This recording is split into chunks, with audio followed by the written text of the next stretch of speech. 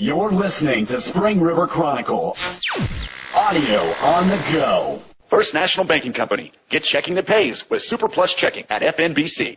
Search for Caleb continues. Caleb Lynn, of Springdale, Arkansas, has recently gone missing around the Keyerkima area. By Lauren Siebert. A 4-year-old boy was reported missing March 24 in the Keyerkima Scout Reserve in Cherokee Village. Central Dispatch received the call around 2:30 p.m. informing the Sharp County Sheriff's Department that 4-year-old Caleb Lynn of Springdale, Arkansas was on a scouting trip with his aunt when he disappeared. Talking to the boy's aunt, she said they had last seen him about 11:30 Saturday morning down here at the river, said Sheriff Mark Counts. He was supposed to be with a group of other kids while she stayed here. After talking to the rest of the kids, they said they had last seen him on the bridge. Allegedly, Caleb had stated to his aunt that he was tired, and since the other boys had gone ahead shortly before him, his aunt told him to run and catch up to the others. After an unknown period of time, his aunt had gone to check on the boys, and when she arrived at the camp, she found Caleb was not with them and called 911. After being informed of the situation, Sheriff Counts placed a call to Sheriff Bucky Foley of Fulton County. Our dispatch received a call they had a 4-year-old child missing at Camp Keyerkima on the backside of Cherokee Village, said Sheriff Counts. Our dispatch advised me that the child was last seen around the river. At that time I talked to Sheriff Foley here in Fulton County and he requested our boat and some guys to come help look. According to Sheriff Counts, he also contacted Hardy Fire Department to aid in the search for Caleb. They have a rescue team and divers, so they activated their team, and have been here the whole time. Chief Ernie Rose and several men from his department as well as Ash Flat and Cherokee Village police officers went out, said Sheriff Counts. I have seen them as far as from Searcy and Marion County. Over 250 volunteers showed up on the second day of the search, creating teams on horseback, teams of divers, kayaks, four-wheeler and grid searches on foot. The Boy Scout camp is around 900 acres and my dad ran it for years, said Sheriff Counts. The way I understand it is they are coming down here to work on that pile of debris that is piled up on the bridge, since Caleb was last seen on the bridge. Everybody has pretty much gone over the entire camp and the surrounding areas. We will go back over it again today. Now that the river has dropped after the flooding that had occurred, rescue teams and divers feel confident they will be able to remove the debris from the bridge safely. The river had dropped a lot and it's going to be able to help them quite a bit. We're going to try and move that debris pile today if we don't find him there, said Sheriff Counts. I know North Arkansas Electric is here to volunteer their time today. They're about to go out on ground crews. While crews continue to search the landscape, Fulton County Sheriff Bucky Foley had this to say: "This is the third day we've been out here looking for Caleb. We're going to concentrate still on the woods doing the ground search. We've got a dive team coming in and we have some guys who are going to run the kayaks and the boats on the water," said Sheriff Foley. "We've got this log jam and we've got an excavator coming. We are going to stay here until we find him." Rescue workers are diligently searching for Caleb. Caleb is approximately 3'6", and weighs about 41 pounds. He has short, brown hair on the sides with longer hair in the middle similar to a mohawk, that has grown out somewhat. When Caleb was last seen, police say he was wearing an orange baseball jersey-type shirt, another shirt beneath it long sleeves olive in color, and blue jeans. He will turn 5 years old next month. You're listening to Spring River Chronicle. Audio on the go. First National Banking Company. Get checking that pays with Super Plus Checking at FNBC. The circus rolls in again. A circus, sponsored by the Spring River Area Chamber of Commerce, is slated to perform on April 12 in Ash Flat, between Sears and the Bardee Arena. By Lauren Siebert. The Kelly Miller Circus is returning to entertain the Quad Cities, and would like to invite everyone out the morning of the show. to view the animals being unloaded and fed, and also to view the elephants raise the big top. These pre-show activities will begin at 7:30 a.m. and the tent will be raised at 9 a.m. Guides will be provided for groups and anyone attending. The traditional style circus will present 2 performances later that day. The first performance is scheduled to begin at 4:30 p.m. and the second is scheduled at 7:30 p.m. The Kelly Miller Circus Clowns are also scheduled to visit the Highland Elementary School on March 29th. The 2012 season promises to be one of the most exciting seasons ever, with many new acts and entertainers to amaze and amuse all who attend. Tickets for the circus are $10 for adults and children over the age of 12, and just $6 for children.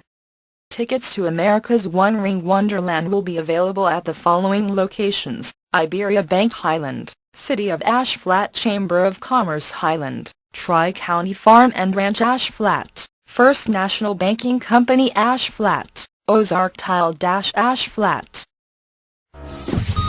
You're listening to Spring River Chronicle. Audio on the go. First National Banking Company. Get checking that pays with Super Plus Checking at FNBC. Hardy starts a garden. The community garden can be found next door to City Hall at 123 Woodland Hills Road in downtown Hardy. By Lauren Siebert. The city of Hardy has officially started the city's community garden during the month of March, next door to City Hall at 123 Woodland Hills Road in downtown Hardy. According to Mayor Nina Thornton, this will be the 3rd year that the city of Hardy has been in cooperation with the SNP Summer Nutrition Program. However, this is the first year the city of Hardy has had the garden. The mayor went on to say that the garden edition would be available for those 18 and under. We have been doing the nutrition program for the past 2 years and everyone has been on a health kick, said Mayor Thornton. What better way to be healthy than to grow food right here in our own yard? We will officially start the program itself beginning in June. Mayor Thornton explained the idea to create the garden came to light through Caroline Groves, the now recorder-treasurer and former teacher of 30 years. We were all talking about kids in this area, and how they don't have a place to eat lunch. Caroline had said when she was a teacher a lot of times kids didn't have lunch, or have anything to take home, said Mayor Thornton, so she thought about what we could do to have some kind of a program. At that time the state of Arkansas was giving money for a program, if all criteria could be met.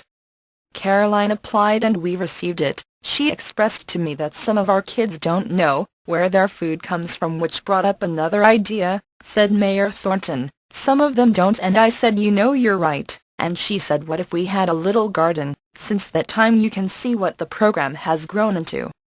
The next step for the garden edition was to find some form of funding so the city could expand its program and make it into something more visible for the community. Walmart has always been a big supporter of ours, so I called Mike Alexander, general manager of Walmart, and Mike told me to get online, where to apply, said Mayor Thornton. I applied for $1,000 and he and the corporate office okayed it and he cut us a check. We were then able to put in all the beds and everything. According to Mayor Thornton, the city will plant some things now, and they will come to fruition about the time the kids start the summer nutrition program. Then, members from the city as well as volunteers will take the kids out and show them how the food had grown, and then have them plant things so they can see how it works over the course of the summer. We're starting with herbs, and going to have an herb garden. We're going to show them how to use less salt and more herbs, said Mayor Thornton. That is what the tires are all for. Those will be herbs. We will have separate plantings and the kids will wash it off and bring it in and they will eat it. The garden will contain corn, carrots, onions, herbs, and all the basics including tomatoes and birdhouse gourds, so the children will be able to make birdhouses as well. We hope to let the children see how their food is grown naturally, and then we hope it will introduce new foods into their diet, something that doesn't come in a package. We want to be able to show them that these carrots come out of the ground, said Mayor Thornton. We're going to clean it off, and give them some ranch dressing, and they're going to eat them that way. Green stem attached. If you would like to volunteer or contribute in some way to the Hardy Garden or the Summer Nutrition Program, please contact Hardy City Hall. You're listening to Spring River Chronicle. Audio on the go. First National Banking Company. Get checking that pays with Super Plus Checking at FNBC. Ash Flat Fire Station finds home. After much deliberation, the City Council has found a place to start construction. The Ash Flat City Council decided the location and contractor for the new Ash Flat Fire Department March 19th, during the City Council meeting in Ash Flat. After taking multiple bids and holding some discussion as to where the new facility would be located, Mayor Danny Traw spoke with Fred Goodwin to see if the fire station could be located in the Sub-Dash division, without adding the aesthetic appeal until a later date. Goodwin had worked out a deal with the city previously in an effort to ease the cost, in hopes the fire station would be built in the subdivision. "One of the reasons I did it was to get a fire department out there," said Goodwin. "I think it will help that subdivision to have a fire station there. I know the city and that it's costing a lot of money." One council member suggested, with the rising cost of supplies, it would be cheaper to go ahead and build the building in its entirety, to save money in the future. Mayor Traw agreed and noted that the best option for the city at this point would be the location mentioned. "At this point, the property we own behind Sonic is the cheapest route for us. Prices are only locked in for 90 days, and so we have to be ready to move on this pretty quickly," said Mayor Traw. Ash Flat Fire Chief Stacy Horton addressed the council with a few concerns with the design of the fire station. "There are a few things that need to be changed. The way the drains lay will not work, and the way the floor leans. I would like to see about making these changes before we accept the bid, because the cost may change when we start changing things." Mayor Traw inquired as to why this information hadn't been brought to the council's attention before the bids were taken. Mayor Traw had not been informed of anything needing to be changed, and wondered if more issues would arise. He added that things like that should be brought to the council's attention beforehand. The council noted that they would have a discussion with the contractor and that the changes that may need to be made should not make a large enough difference in cost to affect the plans. Noken Incorporated was chosen to be the company who will be building the new Ash Flat Fire Department. According to Mayor Danny Traw, Noken Incorporated was also the company in charge of building the new Cave City High School some time ago. According to Mayor Traw and the City Council, it was important to the city to try and keep the work as local as possible.